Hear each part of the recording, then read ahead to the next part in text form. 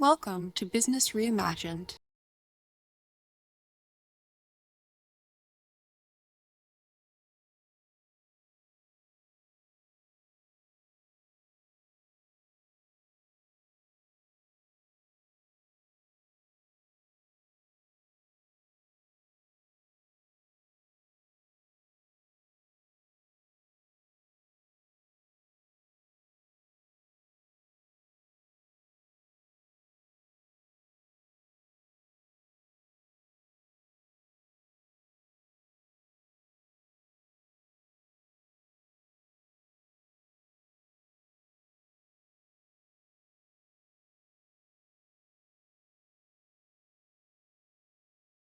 Business And Reimagined. we're back with another episode for this next mini series in Empires of Innovation. We are talking all about corporate innovation, which maybe is a new topic for many, or for the entrepreneurs that are listening. Maybe it's not the most relevant because you're in your own bubble in the startup world, the startup scene, and you haven't even gotten into the corporate scene of things in a long time. But there's a lot to discuss. And today I want us to talk about corporate accelerators and their role in innovation in enterprises. So I think first and foremost, a lot of folks that are listening probably know what an accelerator is generally, Yep. but what the heck is a corporate accelerator? Nice. So let's dissect the purpose first, which is acceleration. Acceleration of what? That kind of defines what the corporate accelerator will be doing. So corporates have a few problems we talked about. One is adjusting to the changing environment, adjusting to new technologies and behaviors and trends, as well as speed in building things. The speed in building things slows down in a corporate because there are structures, there are guidances, there are gate checks, and there are different rules and regulations a corporate, an established large company, we can call the enterprise, um, might need to abide by, either by regulation if they're a publicly traded company or by their own shareholding structure. What happens is corporates slow down in building new things, promoting new things, creating new business models, testing new models. And that's why the startups start eating their lunch. The disruptive innovation theory says a corporate gets so large, builds multiple products, they become expensive because they get conflated, and startups start eating them at the bottom. They provide a few features very affordably. So all this large company customers start using these other smaller tools, which only solve one thing that is not comparable to what the enterprise does. Of course, we're usually generally talking about software companies, enterprise companies. However, this can be applied to hardware companies as well. Clayton Christensen's case starts with steel mills. So it doesn't matter if it's software or hardware or infrastructure. And all of a sudden, the company starts realizing they're losing a few things. They don't care because they have all the a big corporate base of customers, but they don't realize that technology is changing. They don't adapt, and they eventually die. So corporates have multiple motivations in engaging with startups. One of them is becoming a sponsor of a corporate accelerator. So they don't run it, they just give their brand name, they give cash, usually in the form of from the PR budget or marketing budget. And another operator like us designs a corporate accelerator program with the corporate's name in search of PRable or reputable demo days. So the main purpose is usually PR and marketing. Look how innovative we are. Look how close we are working with startups. That is usually how it starts because building that relationship with a key performance indicator with some sort of measured impact is very difficult at the beginning. The second version, if they pass that PR phase, they start trying to figure out what they can do with startups on a deeper level, on a strategical level, and they can find meaningful relationships with startups while an operator, again, like us, does the operation. But this is, again, the corporate says, we are in media, let's say, and we want to support media tech companies, or we are in hardware and we want to support hardware companies. We want to see what the hardware companies are doing. We are in entertainment. We want to see what the startups in entertainment space are doing. So there is corporate synergy, potential corporate synergy. One big example I really love to give is a good example, and there are not many good examples, by the way, unfortunately, with this model, is how BB-8, the famous uh, grandchild of R2D2 in Star Wars, became BB-8, became part of the Star Wars franchise. That is through a corporate accelerator program. Disney agrees with Techstars to run a corporate accelerator program. In Techstars, one small toy company that's called Sphero that does app controllable rolling ball as a toy, as a fun item to play around with your cat, usually, but just to see what the reactions are. But it's a toy, like you can play it on your desk, you can play it in the house, so something that you control as a small robot. And once Bob Iger sees this, and they're in the middle of the like designing the first Star Wars relaunch with the after the purchase from George Lucas, they sign encyclopedia size NDAs, but then they tell them what they're after, which is, can you make this little small thing and turn it into a large moving robot, like humanoid scale? And the idea is like, R2D2 is a famous character loved by millions and billions of people. The new franchise needs something like it, and there comes BB-8. So that combination of, I need something, I don't know what it is, let me see what's available, and then I can take and look, and that company just became a massive success after that, of course. So that's kind of another thing. Like, the corporate wants to do new things, has the right base of customers, right need, and is not um, consumption focused. It's not, I will get this and this will be mine and nobody else will do anything with it. So they have a good collaboration in mind. Those are the others. Another version could be, my product development team is very slow. They take 6 months to a year to build something. I want to collaborate with startups that are doing something already in the market, but they don't have the marketing budget, they don't have the customer base, they don't have the operational scale. I will embed their product into my pipeline of products, and I will offer it to my customers, which will make money. So this can come in the form of revenue sharing. This can come in the form of exclusivity agreements. This could come in the form of acquisitions. But there is potential for collaboration. Those are all things that corporates are doing. So either for PR or for strategic alignment or for like building new things fast. This is completely external stuff. Corporate and startups are outside. The one version that we start working in on 4 or 5 years ago with one of the largest companies of the world, which is Siemens, and through their fund, is corporate entrepreneurship. So corporate entrepreneurship focused accelerators are a different breed. They don't want external startups. They want internal capacity to be able to look outside, to be able to figure things not from within the company, but knowing that the company has resources but might be missing out on something, or they might have the resources, they want to move faster. So that way, the mindset of operation should be different than how the corporate usually operates. And that mindset can be instilled into the company, even though it doesn't change the whole culture, it's very specific, so that the people who are curious, who are inventive, who would like to try new things, but outside the existing structures of research and development or outside the existing structures of product development, companies prefer to give them a kind of an outlet. It's like a small building outside their main building that some other things are cooked. I mean, one of the big famous examples for that is Lockheed Martin.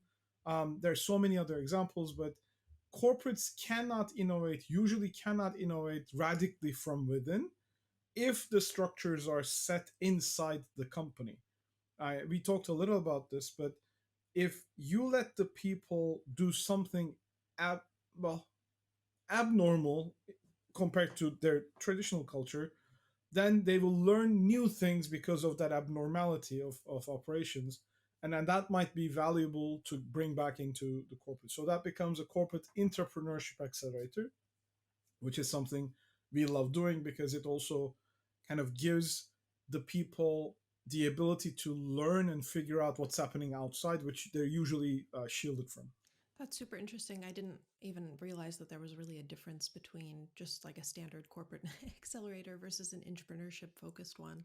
So, what is the exact sort of aim of most of these entrepreneurship accelerators? Like, is it customer focused products and solutions, or how does it really, get to where it is that you come in also? I think it all starts with a realization inside the company, and the realization can come from three different, I think, departments, we can say. One from HR, two from the R&D department, and three from possibly from finance or marketing department. The one that comes from HR is interesting because most corporates who have 50 to 100 years of existence believe they have the best people inside the company. This could have been the case many years ago when you have large brands and everybody wants to work with those large brands. It could be banks in the US, it could be consultancy companies in the US, like huge brands. And when you go to school, when you go to university, it kind of becomes your dream job as an employee potential. That day has gone because for the high school students, for example, that I teach, or for university students that I teach, I tell them one thing that's starkly interesting. The companies they will want to work when they graduate probably does not exist at the moment. If you look into the technology like unicorns, it not, doesn't like we don't need to go as far as like Apple's and Microsoft's and Google's. Snapchat, TikTok, even Instagram is old. Telegram, and many others, gaming companies, a lot of technology, software companies, they are not even in middle school age. Most of them are not even adults. Like they're less than 18-year-old companies. And when you see a 6-year-old company, 10-year-old company becoming a dominant figure in the industry, becoming a go-to address in the industry, and people in that domain, in the technology domain, or in that marketing domain, in the finance domain, doesn't matter, would like to work for that company instead of this 100-year-old company, there becomes a gap. And the best way to close that gap, one of the best ways to close that gap, is to prove your potential employees that you are not a dinosaur. You're not a dying breed of a company. You are innovative. You are fun to work in. You're not super bureaucratic. Because now this whole debate about Gen Z, Gen X, Gen Y, Gen Z, whatever's, millennials, it is a real thing. It is a real. There's a huge expectation gap between the 20-year-olds and the 30-year-olds. There will be even a larger expectation gap between the currently 15-year-olds and in 5 years when they start working in companies. So huge differences in expectations. Real or unreal, expected or those are different questions that sociologists probably will have better answers to. But the companies are realizing I need to do something with my employer branding. I can't be this beacon of trust and honor and legacy. These young people can't care less about them. So, in order to bring new blood into the company that thinks differently, that thinks innovatively, that has a different reason of joining a company, entrepreneurship programs provide a good hook. Now the companies can go and say, hey, wait a second, I'm a 70-year-old company, but I'm still entrepreneurial. Look at all these entrepreneurs that we breeded. They are working outside of the company. They're doing something that is cool outside of our domain sometimes. And come join us. Like you can still do something cool while working under the company. So you get the trust and security of having a little bit of a paycheck. Also, you can be entrepreneurial. So this is a dream connection. So branding that I think is a huge advantage. Not only externally, so external people applies to the company, but also internally. Internally, a lot of these companies are full of frustrated people. They have tried to do things in the past that are new. They were probably shut down by HR or legal or finance or marketing. So they stopped thinking new because they know they'll be slapped in the hand. They're not going to be supported. Nothing will be done to accommodate their imagination, etc. So they start being frustrated. And if they're too frustrated, they leave. And all of a sudden, that comes the huge cost of losing your people that are talented. So, entrepreneurship from an HR perspective is, I think, an underused tool to save your face internally and also be appealing to the young generation. The second piece of that puzzle, when it comes from product development, usually it's difficult, is the pace of doing things in the corporate ladder is very long, is very small. It's hard. So when you have a lot of people with new ideas, you can't put all of them into the pipeline of development. You can't put resources to all of them. So you should have a system of filtering.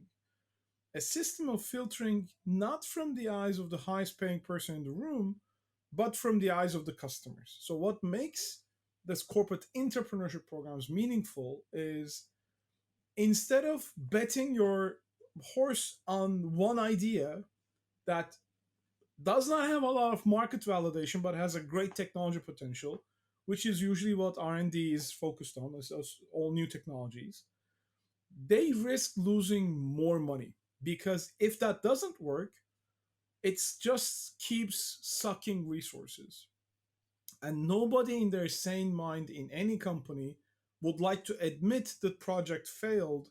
And instead of admitting the project failed, more resources is poured to the project. Oh, we had a budget of $2 million. We burned $2 million. We don't have anything. Let's put another million because nobody would like to take the responsibility of putting two. Oh, we put one. Let's put three. It just keeps going and going and going until the person in charge leaves, and then they decide, oh, that person fucked it up, and then all of a sudden the project fails and this gets discarded.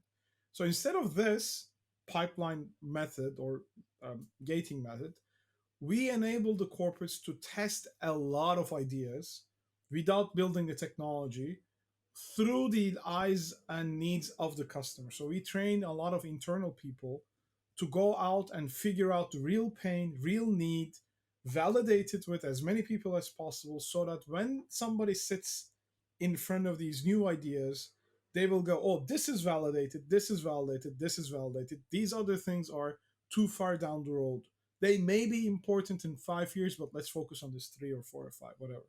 So we give them a more robust picking tool in a way that they can decide what resources to deploy into these. And these are not rocket science tools. Like the same tools we use for entrepreneurship and startups, we use it with entrepreneurship. And I think the last piece with corporate entrepreneurship is actually deciding on resource allocation. That's also very important, not just on the timing and structures, but what should be the investment scale. How much should we put into this new idea, and what are the returns on investment on this one? So a lot of this large corporates take huge benefit from understanding what happens outside, not necessarily, not only from the customer perspective, but also from what the competitors are doing from that customer's perspective. So it gives them a great landscape to understand competition. It gives them a great landscape of understanding pricing and finances, and so they decide much with more clarity and with more vision into the reality of things inside the field. And I find that very rewarding for a lot of the corporates we work with. I can imagine. I mean, I'm thinking about everyone who's like a specialist having the opportunity to get out and really engage with different elements that never would have touched, their regular day-to-day work. So that True. that's pretty cool. I am curious though, how do you measure the success of an entrepreneurship program like that? That's like the holy grail of what we do. It's really difficult, and it's, I think we discussed this in the previous mini series. It's also very difficult to measure the success of an accelerated program. There are fake measures, which are how many teams manage to fundraise. It's an important measure, but I think gives the fake message because fundraising, when you are only a product in the market, a very small product in a small market or a large market, just picking up some traction may not is not a success criteria. Fundraising is never a success criteria anyway. What you do with the funds may decide if you will be successful in the next 5 to 10 years. But success in entrepreneurship is a very hard measure. Is exit a success? Then all of a sudden, all the startups that are creating impact and creating jobs and creating new, building new technologies becomes unsuccessful because they don't exit. Is revenue generation success criteria? Sometimes yes, sometimes no. Is growth a success criteria? Sometimes yes, sometimes no. So it's very difficult, even in the entrepreneurship space, which is there are a lot of tools, companies and accelerators, etc. In the corporate side, I think the biggest measure is, are the people happy? So that's one thing. This doesn't matter as much in a startup accelerator because if the startup is not happy, it could be from multiples of things. They could be happy because they lost a teammate, they could be unhappy because they couldn't fundraise. So you have to measure if the founders are happy inside, but deep down, founders are always unhappy. So I don't take that too seriously as a program instructor. I take written feedback a lot more to the core, but if they say, I don't like the program, it's very hard to kind of justify that. With entrepreneurship, it's different because they are paid by the company to join a program. So if they think the program was not worth their time, that's a problem. So one of the first things we measure, was the program worth your time? Because the programs we build are demanding. So you have a full-time job sometimes, or you are separated from your job for 3 to 6 months to work only on this, so it becomes more focused. Then all of a sudden, was that 6 months worth something? Worth the money, not that we're paid, but worth taking you out from that job or adding you more work to do while you also have a job to fulfill. So we call that the net promoter score. So we really measure that. Would you recommend this program to somebody else in your organization or as a startup if you're measuring the startups? That is a very interesting question. It has its downsides, but if you have a high NPS program, it means the next program, the people who liked it will be your advocates in bringing new people. So that kind of builds a heritage, builds a legacy of a program. If not everybody's happy, you can still run the program. You can still test things. I'm a big fan of like trying and changing the structures and formats. We are doing it currently with one of our largest companies. Um, it's a painful process, but it's a needed process. So it just becomes a little different mechanically. So if the people are not happy, then you should be changing something. Sometimes people don't know why they're not happy with. Again, there might be expectations gap, so they might be expecting something else. They might get something else. So we really take it to the heart when we start the programs, when we start announcing programs, or we guide companies to start announcing their programs. We really try to specify expectations so they don't come up with something surprising and that they get disappointed. The second thing, which is harder to measure, is, does this program avoid waste? And that's very hard to measure because it's a very short term program. We do a program for 6 months, and if the products that were thought of by these individuals were supported, what would have happened? And because we gave them the right tools, they're no longer doing that work because they wouldn't mean anything in the market. So, how many of the projects we stop before they start consuming resources is very hard to measure. You can have arbitrary figures on it, but that's our biggest win. So, if we can tell startups inside the corporate, you will not waste your time when you don't have validation in the market, that might mean millions and millions of dollars with only one project. And that is hard to kind of put your finger on and kind of support or back up with data. But because it's like, I didn't lose that much time in the future. And what is the current value of that much time and that much resource is very hard to measure. But that is real. That is a very real value of the programs and return on investment wise. And for also employer focused programs that we talked about, HR does a lot of measurement. It's not us usually because that's completely external. Like how many more top school graduates chose to apply to the job because of what we did. This is measurable in a way because you can ask, why are you applying to the job? And all of a sudden you start seeing people, oh, because I've seen this news on media, or I've seen this entrepreneur that came out of your company into our conference on careers, and I really want to build my company inside your build my startup inside your company, and that's why I'm applying. So it can be very, very straightforward to measure. And again, what is the value of one very highly intellectual, highly capable of person joining one company versus another? It is a years long, it will be in the making for years, but if this became a core function of why people choose to apply for a company, then it has value. How much? Again, very hard because that's in the future. The value will be in the future. That person could be the VP of that company in 20 years and might add huge value to the company. And how do you measure? It's, oh, that person had applied because this was the entrepreneurship program that remained in the company. They did not become an entrepreneur, but they become one of the most valuable employees of our organization. Very hard to measure, but we start getting anecdotal evidence of how this works, and we're very happy about that. That's cool. I think this all ties back to the conversations that we've had about culture and creating an innovative Yes. culture. And I'm really curious, we touched on the diversity element of an innovative culture. How does diversity Yeah. play a role in, bringing interesting new people together from different backgrounds, different experiences? How does that play a role in these programs? So I think it comes in two phases. One, if this corporate accelerators, when they're engaging with startups, they get diffused to what the startups think like in terms of pace, in terms of growth, in terms of new markets, in terms of seeing new opportunities. So there's something outside. I don't have it. I have a gated infrastructure. I open the gates. They come in. Now they start infusing the organization with new ways of doing things for new markets, for new products, new trends. So that is a very direct interaction. It's like migration.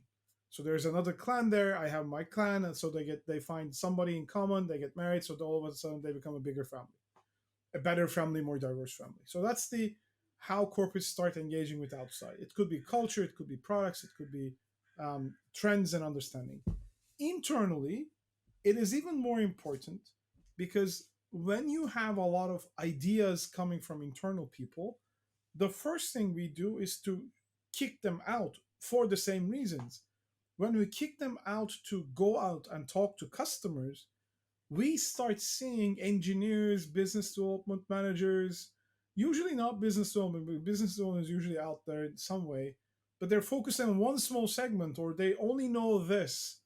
And once we start throwing them out into different alleys of value creation or different alleys of problem seeking, they start seeing different industries, they start seeing different structures, and all of a sudden they start hearing from the customer in a different sector that they're not selling to, they're not business developing to.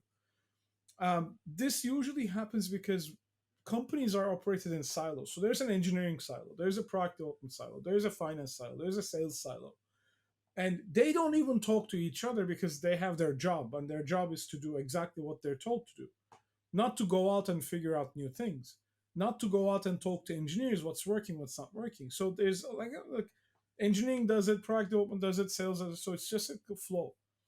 Um, there isn't much cross breeding of ideas. There isn't much cross collaboration between departments.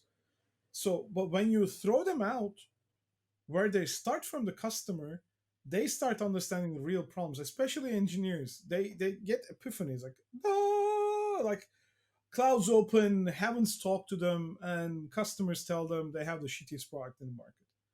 And that hurts because they usually this happens because they have the most complex product because they're a big company now. Their products are complex. They were simple products solving a simple problem, but years added on to the structure. Now they have a very complicated product doing what it does perfectly, but it's very hard for the engineers. It's very hard for anybody who's touching the product. It's very expensive. So they, all of a sudden they start hearing these. The product I'm working on is not really loved by the customers. And what's worse is they need something that we don't provide. And that's the trick. They want something, and that's not something complicated as we thought as engineers. They really need something that is not that's an unmet need or unsolved problem, which requires a simple solution. They don't need anything complex. They need one thing that only does this, but it can do this, it can do this, it can do. So that's how the engineers work. But customers, no, I don't. I really don't need that. I just need this to solve this. Nothing else matters for me except for this. And all of a sudden, oh, I can do that. I thought this thing was complex and expensive and would require a lot of time and resources. I can actually do that much faster, much quicker with much less resources. And why don't I do it instead? So all of a sudden, you get this engineer mind of build, build, build, build, build towards, oh, I can build this very simple thing that the customer exactly today wants and is ready to pay something. Same goes with people or who are in sales and operations or in business development. They go, when they go to different industries, they're like, hey, I had this product I'm used to sell or business development with, and there's another segment that kind of wants the same product but in a different format, in a different delivery method, in a different pricing package. I figured that out from outside resources with the time I put into the program. And all of a sudden I can come back to my work and say, hey guys, there's this sector that we are tasked to sell, but there's another thing that we can actually reformat or repackage or reprice and sell it to this group. So there are a lot of learnings from outside. And those learnings, when they come in, they start infusing the company culture as well with something new. We can do something new. Not exactly what we were doing, something in the tangent of it, but it's something new. Same with new product development cycles. Can we do something fast to design a prototype, a mock-up, an MVP to show to the customer, which is anathema to most companies because they need finished products. It takes years to finally put our brand name into that beautiful product, but like the customer doesn't actually care about that much.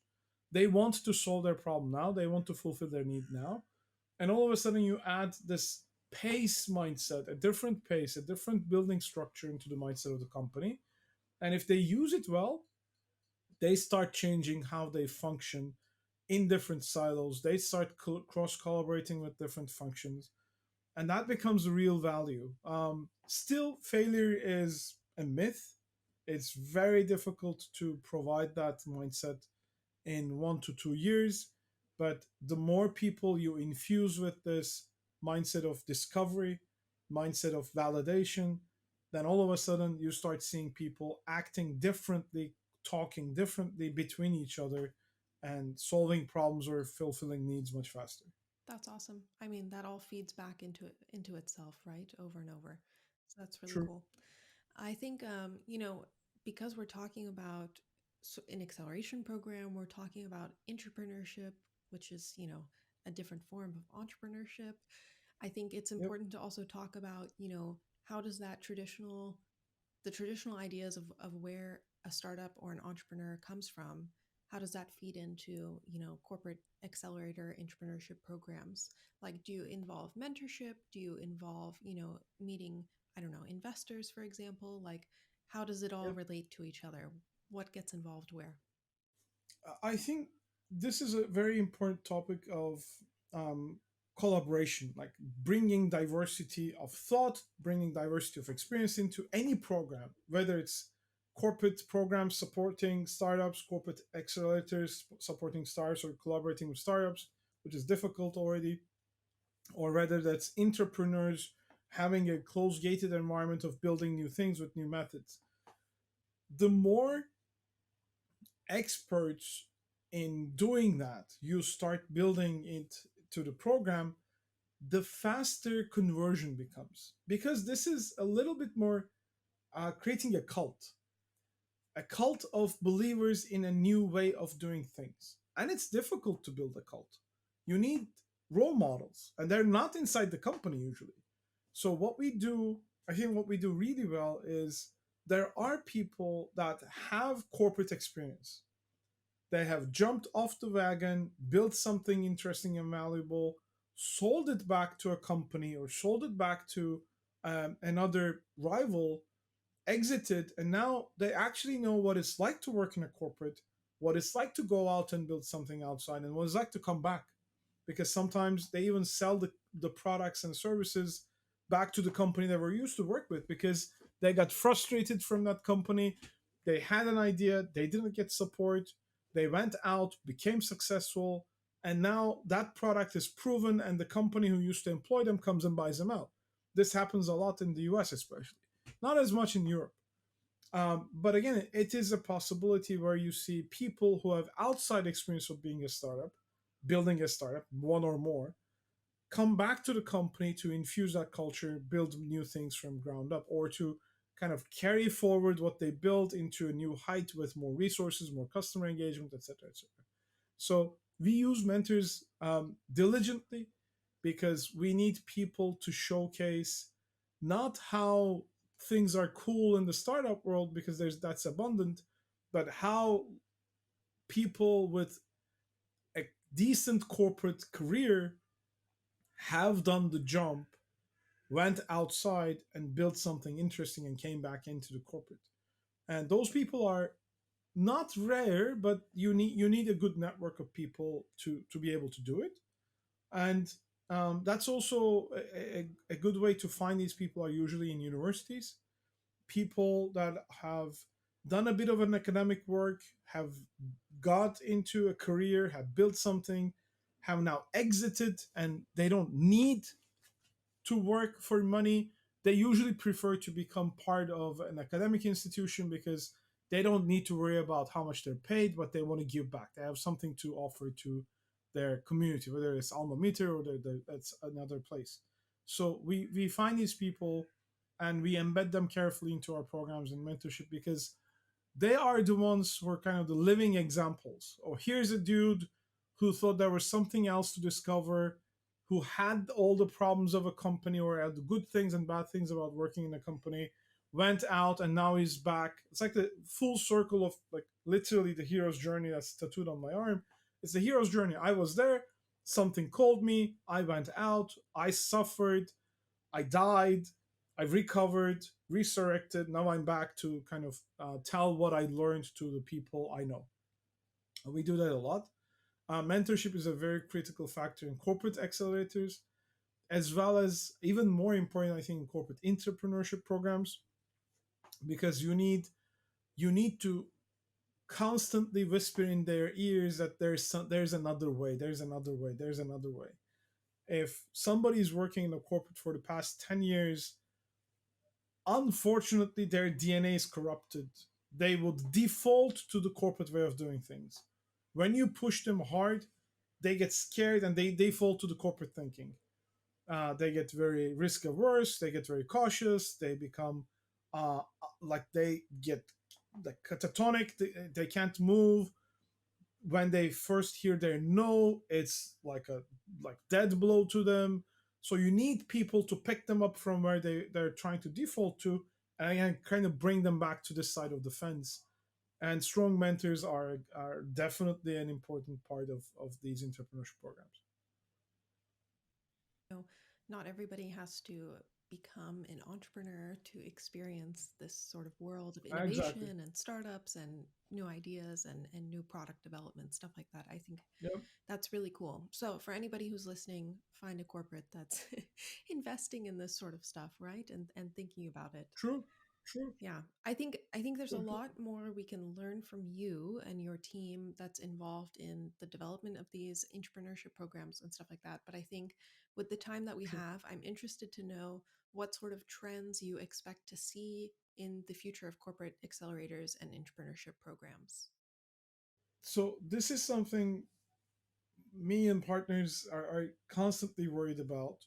In a way, I can say worried about seriously because AI is eating the world. I mean, it's become no joke. We try to use new emerging technologies ourselves as best as fast as other people, where companies are reluctant to use these technologies, startups are using them. So if for us to be relevant, we need to be very practically able to use all those technologies. What I see from the corporate entrepreneurship side is with the changes in the economic structures, whether that's slowing growth or high inflation or resource constraints, supply chain problems, unfortunately, I start seeing employment becoming more questionable. More and more companies will start cutting off people with the use of new technologies. Of course, large companies are always there to keep their structure afloat. It's the wild, wild west in a way. And during the times of crisis, nobody is surprised that there are tens of thousands of people being fired from a company, even like 10, 20, 30, 40, but like literally tens of thousands of people were fired from companies, especially when the production era from the US changed to Far East, from China to Korea to others. So plants being closed, plants being shut down, infrastructures being changed. And I think that's a big, big, big headache for the economy and the people involved. That being said, I think there's going to be a new wave of the destruction of labor force. And it's not just going to be an easy transition from the guy who is riding a horse cart have found a way to learn how to build cars and fix cars when things change. The guy who was used to go and collect ice from the lake and sell it had to find a way to learn how to sell refrigerators. So yes, those are things that took time, but were doable. But now it's going to be very difficult for people who are inside the corporation doing accounting. I mean, my previous work, and will learn how to code to detect fraud in accounting systems through the use of AI. That's going to be a much more difficult conversion of skills and talent. So I see this as the big threat in changing corporate behavior. And that's one reason why employer branding is becoming really important. So feeling or showcasing how innovative you are will become more and more important to attract new talent, to attract new people. And retirement ages being postponed, retirement structures being not as lucrative or not as comforting as before. I think those are, again, these are first world problems, by the way. Like the third world, developing world don't even have these problems. They have other problems to solve. But large corporates will start moving differently, acting differently, and that's going to be a distractive force in the corporate landscape. Everything will be artificial intelligence, like AI in one point, and we don't know how this will impact the layers of complexity in corporates. But we start seeing a lot of changes already. But I don't think this is we're just scratching the surface. Once this becomes more abundantly available and corporates start moving from being scared and not touching this to being involved and curious, and then to being confirmed and to be reconstructed through a different line of thinking, either the large ones will suffer a lot and new ones will emerge faster, or large ones will also like transition into becoming different things with all the data sets, with all the infrastructure that's like sitting that they're sitting on. They can actually ride the AI wave much faster than startups. They have an advantage on it, but they need to feel more safe, and they need to feel that this is just coming, and either they ride the wave or they crush under the wave. So um, it's a difficult time for large company executives to figure out what the heck is going, but this is not a new technology and new business. This is a new wave. and they need to adapt. Otherwise, this will be more easy. It will be more easy to disrupt a large company with AI than it was before. So I think that's a big trend, and most of the companies that we're working with are aware of that trend, are trying to figure out how to employ the the right tools and right structures, and also the right culture and right incentives to build it into their future. So things are changing. For sure, for sure. There's a lot there's a lot of change around the world, right? And yeah, corporates are one of the first and last to be affected in different ways, right? So there's a lot to 100% watch there for sure. But I true. think it's really, really interesting to learn about, some of the work that you do. I mean, this is just one facet of what your team does, what you work on a day to day or week to week basis. And I think it's really interesting to know that there are people like yourself behind some of the changes that large corporates are making, that large enterprises are considering. Um, and Hopefully. there's a lot of room for the average Joe to kind of get involved in this sort of stuff. So Yeah, that's inspiring I for agree. sure. Yeah, it's awesome. There's a lot more So for us to talk about, yeah, and we will continue to do so related to this topic. So thank you so much for your time, and waiting for the next yeah, episode. me too. All right, take care. Take care.